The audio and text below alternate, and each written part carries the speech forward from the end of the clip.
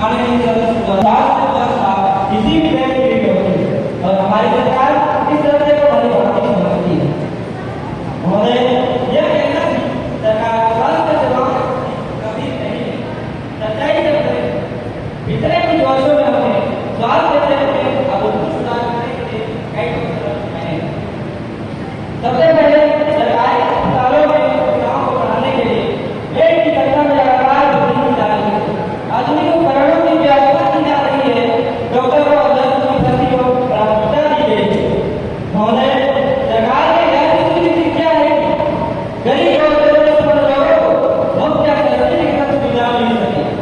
इसी उद्देश्य से विभिन्न स्वास्थ्य योजनाओं का विस्तार किया जा रहा है। मोबाइल मेडिकल यूनिट्स के माध्यम से दूर दराज के इलाकों तक सेवाएं पहुंचाई जा रही है। टेलीमेडिसिन के जरिए विशेषज्ञ डॉक्टरों से परामर्श की सुविधा दी जा रही है। महोदय, सरकार ने यह भी सुनिश्चित किया है कि इतनी बड़ी आबादी वाले देश में कुछ चुनौतियां बनी रहती हैं, लेकिन सरकार इन चुनौतियों को स्वीकार करती है और लगातार उनके समाधान के लिए काम कर रही है। जहाँ भी अपनी लापरवाही या कमी पाई जाती है, वहाँ तक दवाई की जाती है। मैं सदन को अंत में आश्वस्त करना चाहता हूँ कि सरकार का उद्देश्य केवल योजना बनाना नहीं, बल्कि हर नागरिक तक बेहतर स्वास्थ्य सुविधाएं पहुंचाना।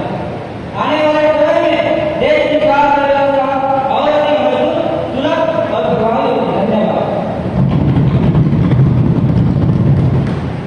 प्रश्न संख्या 3।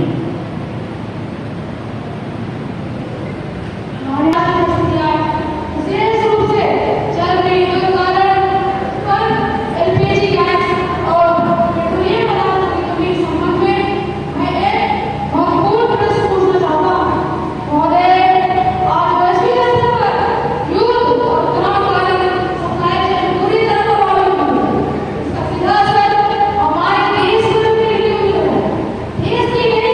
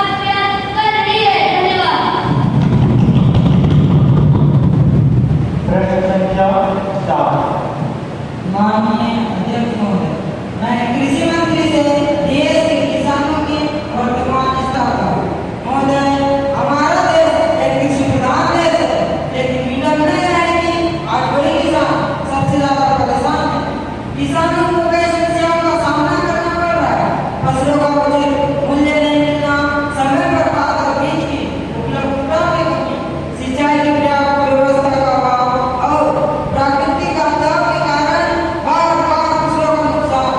महोदय, कई बार किसान अपनी उपज को लागत से भी कम कीमत पर बेचने को मजबूर हो जा रहे हैं। इसके अलावा कर्ज का बोझ भी लगातार बढ़ता जा रहा है, जिससे किसानों की आर्थिक स्थिति और खराब हो रही है। सरकार अपनी योजनाओं की बात करती है, लेकिन जमीनी स्तर पर किसानों को उनका पूरा लाभ नहीं मिल पा रहा है। महोदय, मैं कृषि मंत्री महोदय से जानना चाहता हूँ, क्या सरकार किसानों की इन समस्याओं को स्वीकार करती है? किसानों को उनके फसलों का उचित मूल्य दिलाने के लिए क्या ठोस कदम उठाए जा रहे हैं? और क्या सरकार को ऐसी अस्थायी योजना बना रही है जिससे किसानों की आय व्यवस्था में बढ़ सके? महोदय, किसान देश के रीढ़ हैं, यदि किसान ही परेशान रहेंगे तो देश का विकास संभव नहीं।